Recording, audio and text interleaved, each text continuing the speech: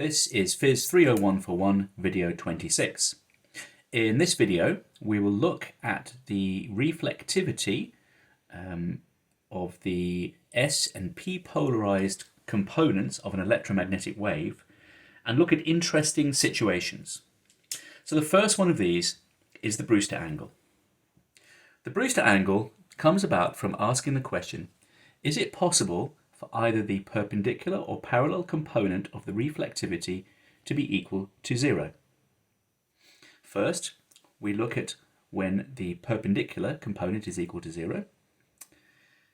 This is equal to zero when cos theta I is equal to n squared minus sine squared theta I. So of course this is the numerator in the expression for the reflectivity in the Fresnel equation we saw in a previous video, where n is the ratio of the refractive indices on one side compared to the other side of the boundary between the two media 1 and 2.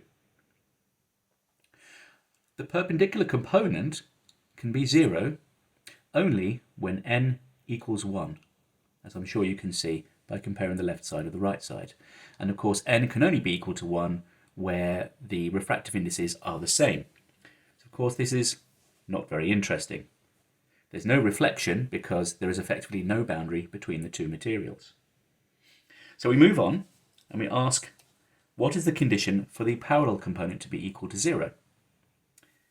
And the condition here is that this equation must be satisfied. Again, this is the equation for the reflectivity for the parallel component, and we can expand out sine squared theta I. We can rewrite it as 1 plus cos squared theta I, and this gives us a condition for the value of cos theta I. We solve this quadratic equation in n squared, and it tells us that cos theta I should be 1 over the square root of 1 plus n squared.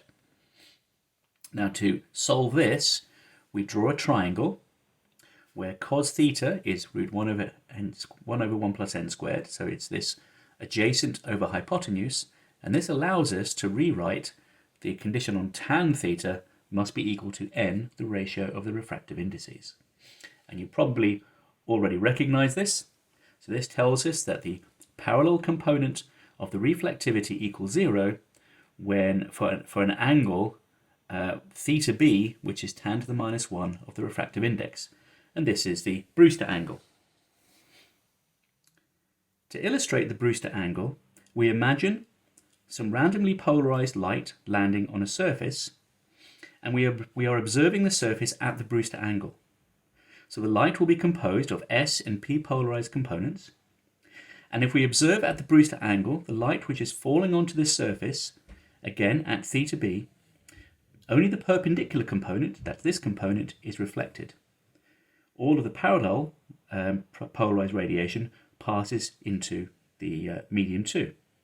If we were to plot this out as a function of the angle of incidence, the angle at which we're observing, or the angle of the incidence, then we see that the reflectivity at a 90-degree angle, which is very close to this surface, is 1 for both the perpendicular and parallel components. If we view the light normally, then this is for one particular choice of refractive index. I think this is 1.8 or something like that, but it's given in the notes. If we view normally, then the perpendicular and parallel components are equal to each other, but as we increase the angle of incidence, the perpendicular component reflectivity rises smoothly, whereas the parallel component falls to 0 at the Brewster angle. Another interesting situation is that of total internal reflection. So total internal reflection, as I'm sure you're aware, occurs when light is incident from a dense medium into a rare medium, and at a particular angle, theta I, there is a total internal reflection, and that critical angle is when theta t, the transmission angle, becomes pi by 2. That critical angle is obtained when theta I equals sine to the minus 1 of the refractive index ratio. So here, of course, the refractive index ratio is less than 1. So at the critical angle, when theta I meets this condition, both the reflection coefficients for the parallel and perpendicular reflectivities equal 1. What happens when theta is greater than the critical angle? Well, in this situation, sine of theta I is now bigger than n, and that means if I solve the equation for what theta t is, we find that it is imaginary. And we can write this term on the right-hand side, remember that this term here is greater than 1, we can write it as plus or minus iq, where q is a square root of 1 minus the term inside that square root sign. So, of course, this means that the radiation is now reducing in intensity. So this transmitted wave, as it were, travels along the surface and propagates along the surface with some real wavelength, but away from the surface it is evanescent. It reduces in amplitude. So we can write that down by inspecting the components of omega t minus k dot r. So of course we still have the time variation of the electric field, but we have two components. One component which is real valued, which is equal to sine theta t. So this is a phase change of the electromagnetic wave when travelling along the boundary surface between medium 1 and medium 2. But in the other direction, going into the medium 2, so you can see there's x here and there's a z here, this is imaginary. So because this is imaginary, that I there becomes a real value. So this term here describes the evanescent behaviour of the wave. There is a reduction in intensity as we go into medium 2.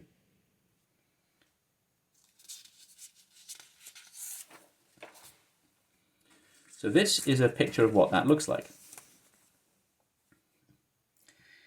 Here is the incident wave being incident at some angle, theta I, which is greater than the critical angle.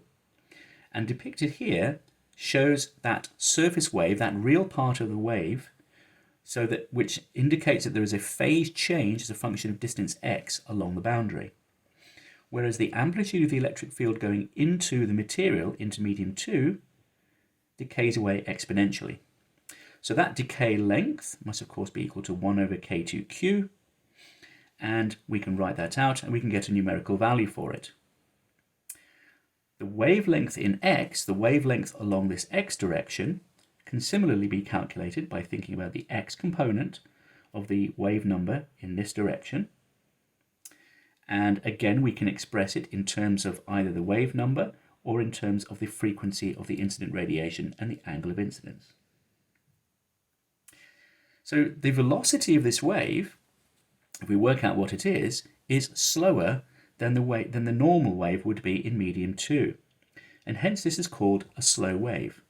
If we work out its velocity explicitly, it's equal to the frequency, which is the same in all situations for all incidence angles in whatever medium we're in. That frequency remains constant, but this kx value here is quite large.